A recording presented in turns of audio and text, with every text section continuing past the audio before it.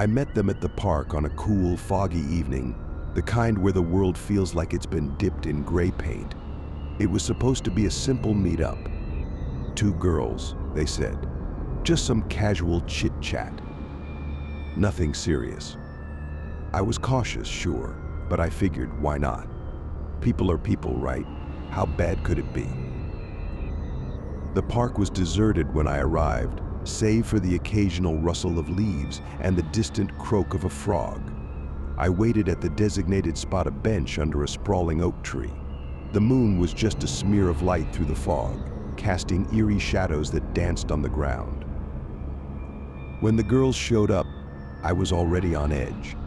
They didn't look like the photos they'd sent. Their clothes were too neat, their movements too rehearsed. It was like they were acting out a role rather than meeting someone. I told myself I was being paranoid, but my gut was telling me something was off. The way they looked around, their smiles too wide and too quick, it all felt wrong. They started asking questions, probing a little too deeply for my comfort. It was like they were fishing for something, only I didn't know what. My phone buzzed in my pocket. It was a message from a friend, reminding me about the time. I used it as an excuse to step away, trying to buy some time to think. I ducked behind a row of bushes and hit record on my phone, capturing the scene, just in case. You never know when you might need proof. I caught a glimpse of them whispering together, their heads close, and I felt a chill creep down my spine. Something in their conversation, or rather, their lack of one, didn't sit right. The way their eyes darted around as if they were waiting for something or someone. The hairs on the back of my neck stood up. I could feel the weight of their gaze, even when I wasn't looking directly at them. My instincts screamed at me to leave. I didn't need to know what they were planning. I just needed to get out of there. I slipped back to where I'd left my car, trying to keep my movements calm and deliberate. I could hear them calling out for me as I drove away, but I didn't look back. When I got home, I reviewed the footage.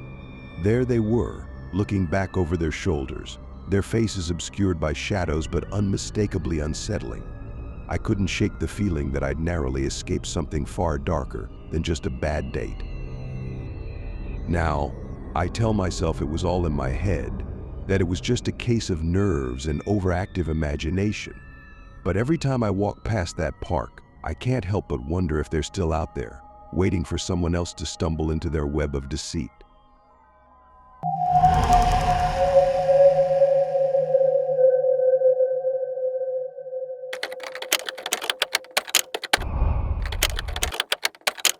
My life had never been what you'd call perfect, but I thought I was getting back on track.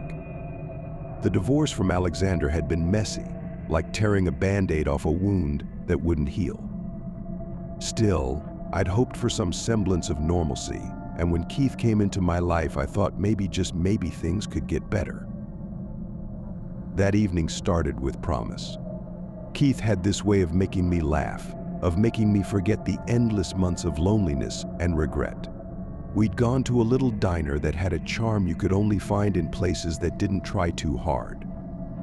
The kind of place where the waitresses know your name before you do. But then, as if my past was determined to claw its way back into my life, the door to the diner slammed open. There he was, Alexander, the man who had once been my whole world, now nothing more than a ghost haunting my worst nightmares. His face was twisted into a snarl, eyes wild with a kind of rage that I had hoped would never see the light of day again. It all happened so fast. One moment, I was laughing at a joke Keith made. The next, I was being yanked from my seat, the cold, hard steel of a knife pressed into my side. Keith's scream was the only sound I remember clearly. It cut through the chaos like a knife, his final, terrified cry as Alexander's rage consumed him.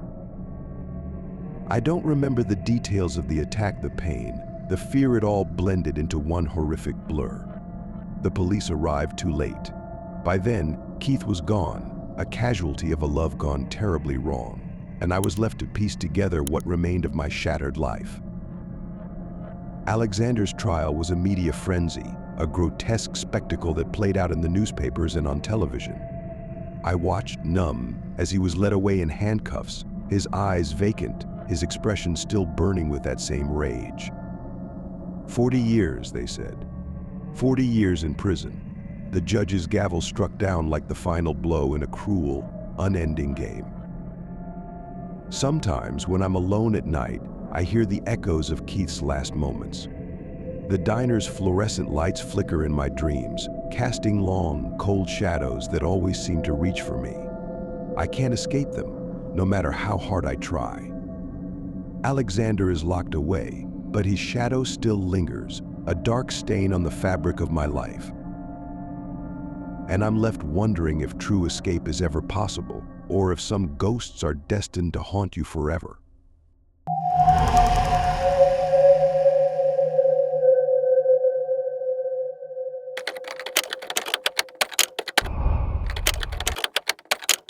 I've never been one for fate or destiny, but sometimes life has a way of tossing you into the deep end, and you're left flailing, trying to make sense of the chaos.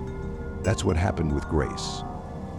I met her one summer in Auckland, when the city was bathed in that strange, golden light that makes everything look just a little too perfect, a little too unreal. Grace was a traveler, a young woman with a wanderlust that danced in her eyes. We hit it off immediately. There was something magnetic about her, something that made you want to stay close, to know her better. So when she agreed to go on a date, I was thrilled. We spent the night drinking and talking, the city's lights flickering around us like fireflies. It was supposed to be a night of connection, of intimacy, something that would make the world feel right. But the next morning, Grace was gone. I remember waking up, feeling a cold emptiness where she had been. The sheets were tangled and damp with the residue of our night, but Grace was nowhere to be found. At first, I thought she had left in a hurry, maybe to catch a flight or continue her travels. But as the hours turned into days and the silence stretched between us, I realized something was horribly wrong. The police launched an exhaustive search. They combed through every corner of the city, interviewed anyone who might have seen her. Surveillance footage from the night before showed Grace and me walking together, her laughter ringing in the night air, my arm around her shoulders. But that was all. After that, she vanished into thin air. It was like she had stepped into a void, a black hole that swallowed her whole. No one saw her leave. No one knew where she went. The only thing that remained were whispers of danger, warnings about meeting strangers while traveling, about how quickly things can go wrong when you're far from home. The longer Grace stayed missing, the more the darkness seemed to stretch. I found myself haunted by the night, by those final moments before she disappeared. I couldn't shake the feeling that something had taken her, something beyond the reach of logic or reason, something that lurks in the shadows of our lives, waiting for the right moment to strike. In the end, it wasn't just Grace who disappeared. Part of me did too, lost in the abyss of uncertainty and fear. The city of Auckland, with its golden light and fleeting promises, became a place of nightmares, a reminder of the dark corners where the unknown waits, patient and silent, for its next victim.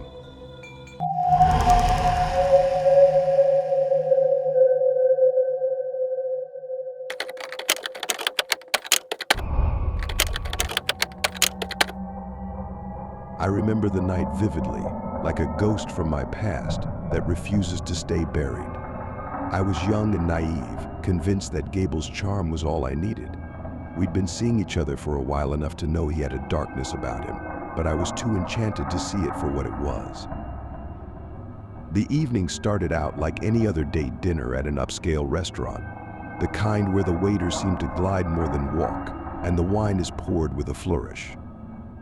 Gable was on his best behavior, but even then, there was something unsettling about him, like a shadow that flickers at the edge of your vision. It was when we got back to his apartment that the night took a turn for the worse. The balcony had always seemed romantic, a place where we could sit and look out over the city lights. But that night, the balcony turned into a stage for Gable's twisted performance. His behavior shifted almost imperceptibly at first. The charming smiles and gentle touches gave way to something more sinister. He started with petty criticisms, nitpicking my every word and action. "You're too loud," he'd say, his voice smooth but cold. "You never listen." His words, once meant to be sweet, were now laced with venom. I brushed it off, thinking it was just a mood swing, but as the hours passed, the mood darkened. His controlling nature grew into something more dangerous. His anger erupted without warning, like a storm rolling in from nowhere. I tried to reason with him, but it only seemed to make things worse. His eyes, once warm and inviting, now held a cold fury that made my skin crawl. It happened so quickly. One moment I was standing near the railing, trying to calm him down, and the next, he was shoving me with a force that sent me reeling. The last thing I saw was the city lights below, sprawling out like a sea of stars. Then everything went black. When I woke up, it was to the harsh reality of hospital lights and a voice that told me I was lucky to be alive. Gable was acquitted. His smooth lawyer had spun a story that painted him as a victim of circumstances. The court had believed him, or at least chosen to. But the real horror wasn't in the courtroom. It was in the chilling realization that someone could be so consumed by darkness and still walk free. The case didn't just highlight the dangers of toxic relationships, it exposed a reality that was far more terrifying. That evil, when masked by charm and deceit, could slip through the cracks of justice and continue to lurk, waiting for its next victim.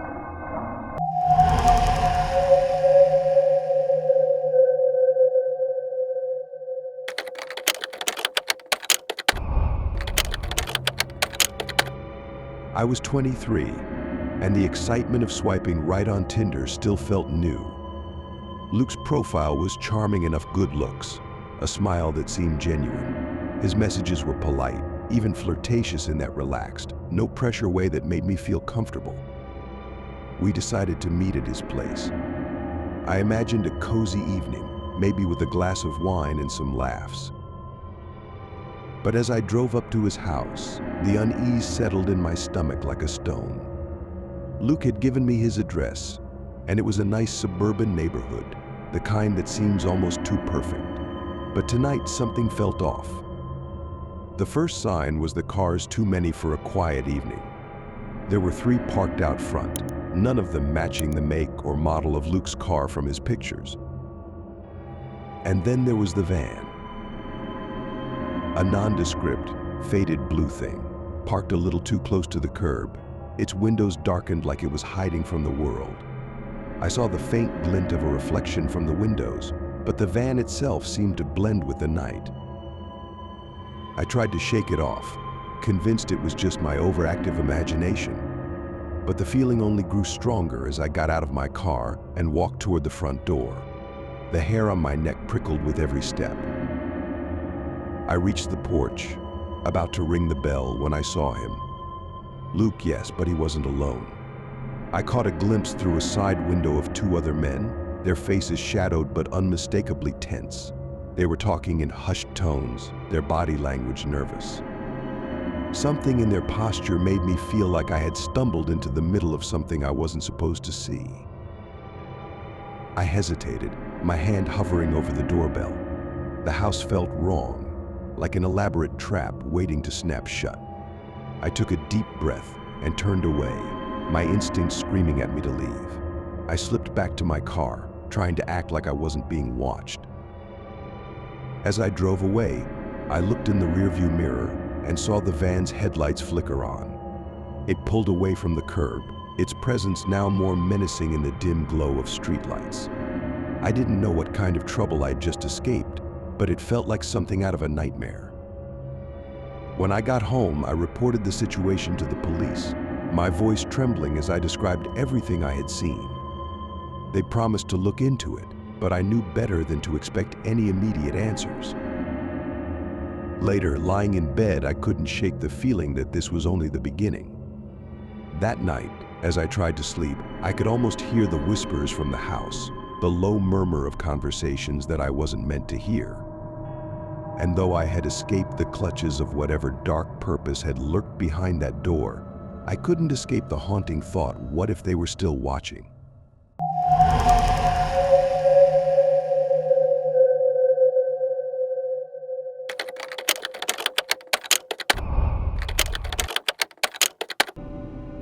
I thought I had found a little slice of paradise in that sleepy town, where the biggest threat seemed to be the occasional raccoon rooting through the trash. It was a quiet life I was craving, a break from the relentless noise and chaos of the city. So when the woman from the neighboring house stopped by with a pie apple, still warm from the oven, I took it as a welcome sign. She had the kind of smile that made you believe the world was still a good place, and she spoke in a soft, soothing voice that seemed to wrap itself around you like a warm blanket. I invited her in for a cup of coffee, thinking nothing of it. After all, what could go wrong with such a friendly gesture? But something was off. Maybe it was the way her eyes lingered just a fraction too long, or the odd little glances she cast around my house, as if she was mentally rearranging the furniture or cataloging my belongings. Still, I brushed it off. I was new to the neighborhood, eager to make friends, and the pie, well, it was delicious. It wasn't until the next morning that the unease really set in.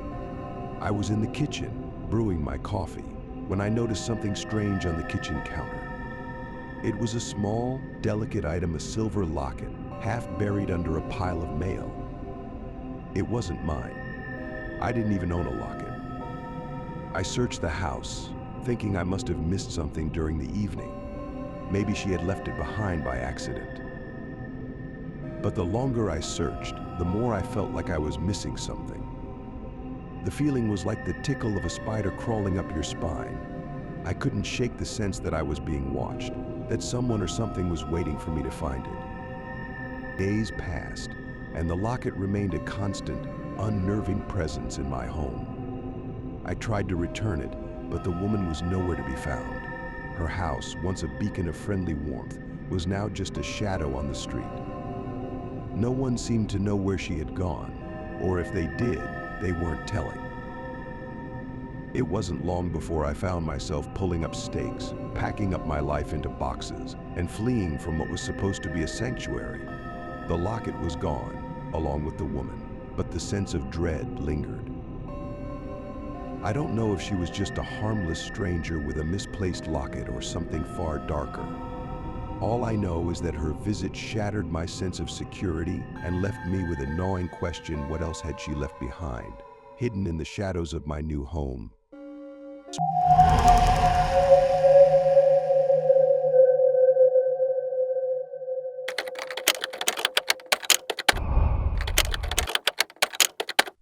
None at all.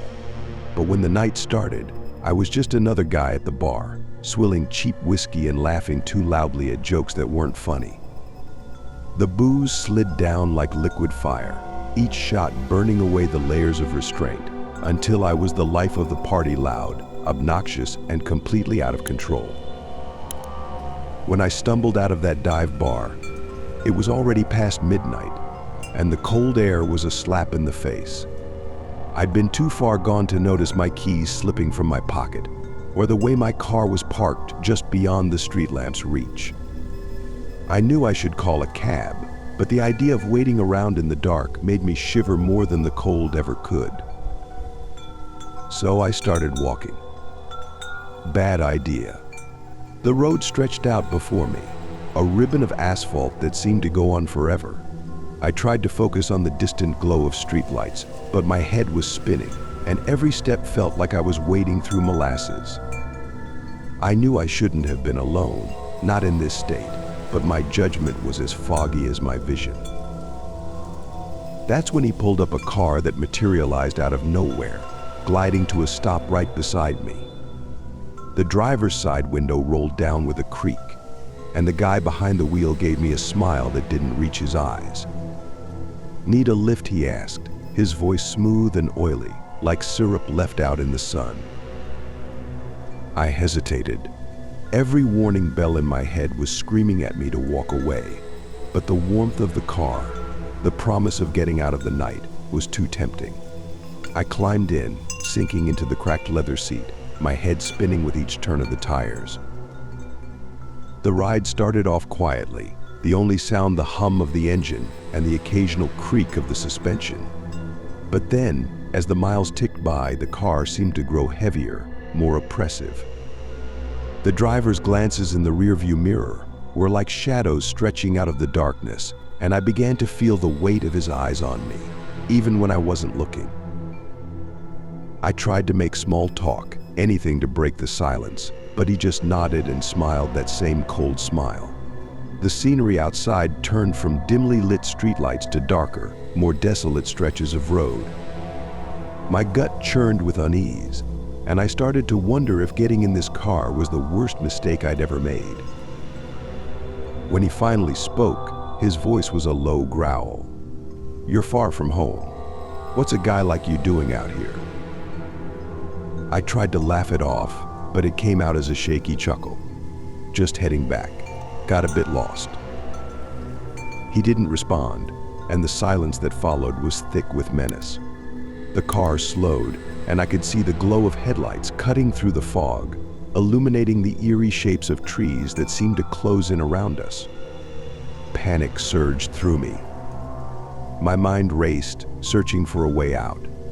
When he took a turn down a narrow, unlit path, my heart pounded in my chest like a jackhammer. I realized that the darkness closing in wasn't just the night, it was something far worse. As soon as the car stopped, I didn't wait for him to make a move. I threw the door open and stumbled out, the gravel crunching under my feet. I didn't look back, didn't wait to see if he was following. I ran, each step a desperate attempt to put as much distance between myself and that car as possible. I kept running until I saw lights in the distance, a gas station, a beacon of hope. I collapsed at the counter, gasping for breath as I explained my predicament. The clerk didn't say much, just nodded and picked up the phone to call the police. They found the car abandoned, but no sign of the driver. They told me it was a known area for all kinds of shady dealings, but no one could say for sure what had happened. I was lucky to get out with my skin intact. As I sat there waiting for a ride back to safety, I couldn't shake the feeling that the night wasn't over. It felt like I'd narrowly escaped something dark and malevolent, something that had been watching me from the shadows, just waiting for the right moment to strike.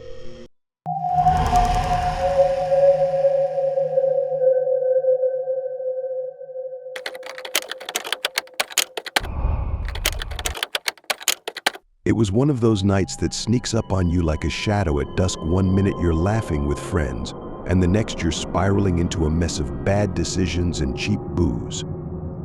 I'd been drinking too much, but you don't think about that when you're young and invincible, or at least think you are. The world's still a big, friendly place when you're in your cups. I stumbled out of the bar, the cold night air a shock against my overheated skin. My phone was dead, and the taxis in this part of town were as rare as a snowstorm in August. I was barely coherent when the car pulled up, a dark sedan with tinted windows. The guy behind the wheel was older, his face hidden in the shadows of the vehicle. I should have known better, but there's a certain kind of stupidity that only alcohol can provide. He rolled down the window and offered me a ride, his voice smooth and reassuring, like a balm over a burn. "I can get you home," he said. "It's no trouble." I hesitated, but the thought of wandering the streets alone in my state wasn't appealing. I climbed in, the scent of leather and something faintly metallic filling my nose. I thought about asking him to drop me at a nearby diner to wait for a cab, but my brain was too muddled to come up with a convincing excuse. As we drove, I watched the streetlights blur by, the city's lights giving way to dark, empty stretches of road. That's when I started to notice things: the way he glanced at me in the rearview mirror, the way his grip tightened on the steering wheel. A creeping feeling slithered up my spine. I tried to ignore it, chalking it up to my overactive imagination fueled by too many beers. Then, without warning, the car slowed and pulled off the road into a secluded area. My heart started racing. It was clear now, as the car's interior lights flickered on, that this wasn't a part of town I recognized. The guy turned around, his eyes meeting mine in the rearview mirror. They were cold, almost lifeless. Just as panic began to claw at me, a flash of red and blue lights sliced through the darkness. The car's lights illuminated the night like some sort of divine intervention. The guy's expression shifted from casual indifference to a tight-lipped scowl. He muttered something under his breath and threw the car into gear, pulling back onto the road with a speed that made me grip the seat. A police cruiser followed us, its siren wailing, and I watched in a daze as we were pulled over. The officer's stern face peered into the car, and the guy in the driver's seat mumbled something about a misunderstanding. I was so relieved I almost cried. The officer's eyes flicked to me, assessing the situation in a heartbeat. He waved me out of the car and guided me to the cruiser. As I sat in the back seat, watching the dark sedan drive away, the officer's words felt like a lifeline. "You should have called for a cab or waited for someone you know," he said, his voice gruff but not unkind. People aren't always what they seem, especially after dark. I learned a hard lesson that night. It wasn't just about the importance of making better choices, it was about the razor-thin margin between safety and danger. The kind of lesson that sinks deep and stays with you, like a chill that doesn't quite leave.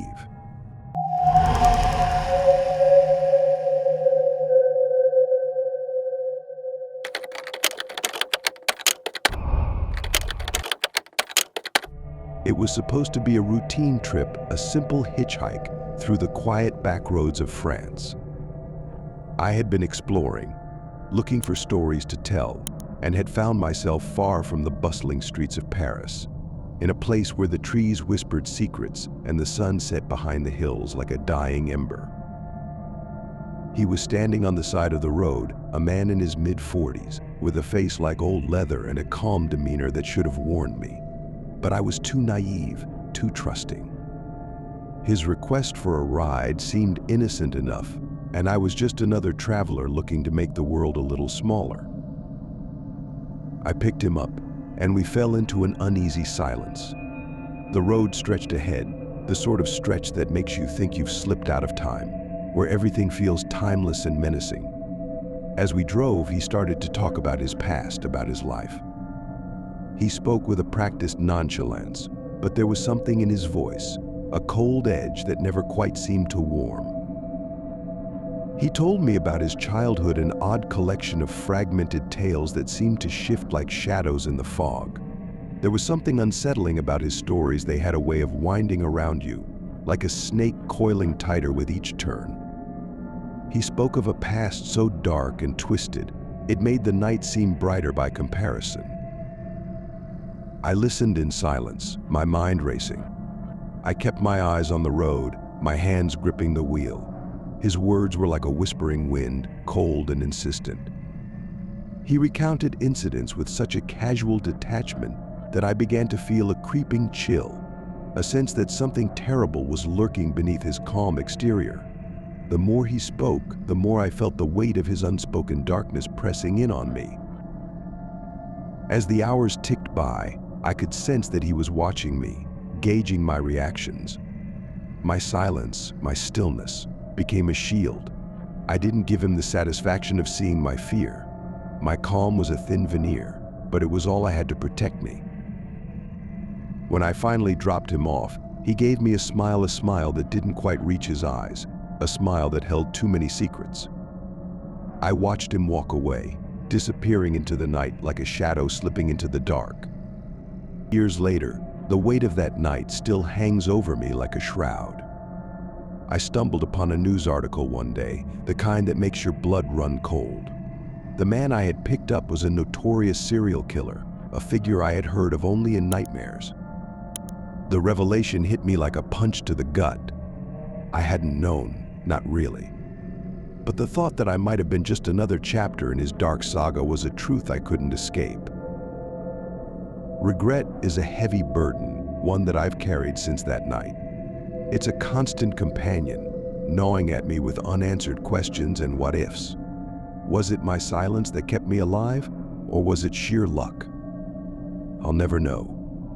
But every time I see a hitchhiker, every time I drive down a dark, quiet road, I feel that old, familiar chill. And I wonder if there's someone else out there waiting for a ride, with a story as twisted as the road itself.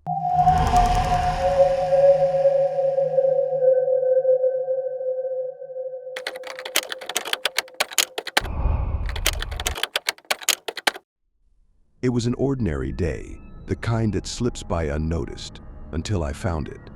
Nestled between the pages of a worn book at the flea market, a slip of paper, yellowed with age and emblazoned with the word "Admit One" in faded ink. It wasn't much to look at, just a ticket. But there was something about the way it felt in my hand that made the hairs on my neck stand up. The old man who sold it to me had eyes that seemed to know things no one should. He didn't say much, just handed it over with a knowing look that made me shiver. "You take care now," he said, his voice like gravel being ground. I dismissed it as nothing more than the whim of a peculiar vendor. But that night, things began to go wrong. The car refused to start, and when it did, the engine sputtered and died in the middle of the street. The next day, a pipe burst in the kitchen, flooding the floor. I laughed it off, told myself it was just a string of bad luck. But with each new misfortune, I couldn't shake the feeling that it was more than coincidence. The ticket lay on my kitchen table, a mocking reminder of my growing paranoia. I tried to ignore it, to pretend it was just a piece of paper. But every time I glanced at it, a cold shiver ran down my spine. I started avoiding the table altogether, but that didn't stop the series of unfortunate events from escalating. It was as if the universe had decided to conspire against me, each small disaster stacking on top of the last. I began to notice it in every creak of the house, every flicker of the light. The ticket was everywhere, an invisible weight pressing down on me. I couldn't escape its influence. It felt like the very air around me had turned hostile, and no matter where I went, no matter how far I ran, the ticket was always there, lurking just out of sight, but ever present in my mind. Even now, as I recount this, I can't help but feel the chill of that old man's gaze, his cryptic warning echoing in my ears. It was just a piece of paper, but it had disrupted my life in ways I couldn't explain. And though I tell myself it's all in my head, I can't shake the dread that maybe, just maybe, some things are better left untouched.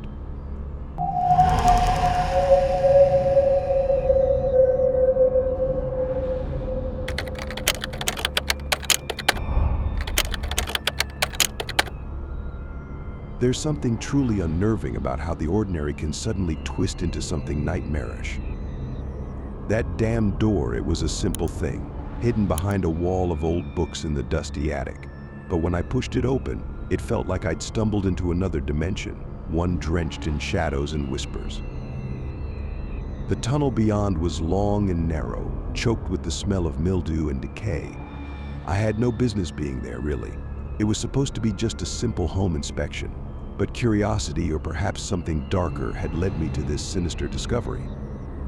The house had been a Prohibition-era safe house, after all. They said it was full of hidden passages and secret rooms, but I hadn't quite believed it until now. And then I found her. The girl. She was huddled in a corner of the tunnel, her eyes wide and glassy, as if she'd been there forever. Her clothes were tattered, her hair matted and dirty. The way she looked at me, it was as if she had seen the worst that humanity had to offer, and maybe, just maybe, she knew more than she let on. I tried to piece together what had happened. Was she a victim, caught in the snare of some dark, intricate scheme? Or was she somehow a part of it, an unwilling player in a larger, more sinister game? The question gnawed at me, and the more I thought about it, the more I felt like I was slipping into a void of unanswered questions and creeping dread. The history of the house, the Prohibition-era connections, the hidden tunnels, the whispers of illegal dealings and secretive meetings seemed to come alive in the darkness. The walls of the tunnel seemed to breathe, pulsing with an unseen life, and every step I took felt like I was delving deeper into a place that had long been forgotten by the world, but never by whatever haunted it. Even now, I can't shake the feeling that there's something more, something darker lurking in the shadows of that house. The girl, the tunnel, the hidden door, they all seem like pieces of a puzzle I'm not meant to solve. But the thought of leaving them behind, of walking away and pretending I never saw them, is almost as terrifying as the possibility of uncovering the truth.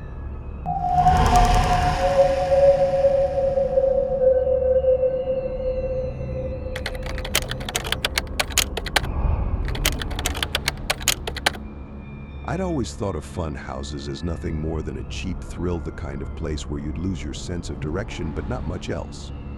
Just a maze of mirrors and spinning floors, a few cheap scares, and a lot of loud laughter. But the fun house that night was anything but fun. It was supposed to be a silly diversion, a way to kill time before dinner. My girlfriend and I had stumbled upon it on a whim, the neon lights flashing like some kind of carnival beacon. We were in good spirits, laughing and joking as we entered. But that light-hearted atmosphere was about to change in ways I couldn't have imagined. Inside, the fun house was eerily silent, the usual clamor of carnival music replaced by an unsettling quiet that seemed to press in on us from all sides. The mirrors reflected distorted versions of ourselves, twisting our faces into grotesque parodies. The floor beneath our feet seemed to sway, as if it had a mind of its own. It was in one of these disorienting passages that I first felt a presence. It wasn't just the typical spooky ambience of a fun house. This was something more sinister, like a cold breath on the back of my neck that made me shiver. I glanced over at my girlfriend, and she was looking around with wide eyes, her face pale in the dim light. That's when it happened. I heard a rustle behind us, and before I could react, I felt a shove, a rough, unexpected push that sent us stumbling. My heart pounded as we tried to regain our balance. We were being watched, and not by some playful spirit. There was something or someone out there, lurking just out of sight. I grabbed her hand and pulled her forward, desperate to get out of the maze. But every turn seemed to lead us deeper into confusion. The mirrors multiplied our reflections, making it hard to tell which way was out. Then I saw him, a shadowy figure, moving swiftly between the mirrors. He was dressed in dark clothing, blending into the shadows, his face obscured. The intensity in his gaze made my blood run cold.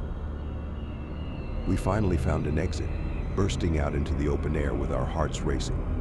We both gasped for breath, trying to shake off the lingering terror. But that was only the beginning. Later that night, the fun house's nightmare became a waking horror. My girlfriend received a call from a blocked number. It was a voice she didn't recognize, but it was clear that whoever was on the other end knew all about our night at the fun house. They spoke in a low, menacing tone, recounting details that sent chills down my spine. I don't know what kind of person would follow us into a place like that and then torment us afterwards. It was like something out of a twisted horror story, but this was real. The fun house, which I'd thought was merely a place of cheap thrills, had become a backdrop for something far more disturbing, a nightmarish game that we were unwitting participants in. It's unsettling to think about the lengths to which some people will go, how a seemingly innocuous place can morph into a place of terror. And the realization that someone out there might still be watching, waiting, that's a fear that stays with you long after the lights have gone out.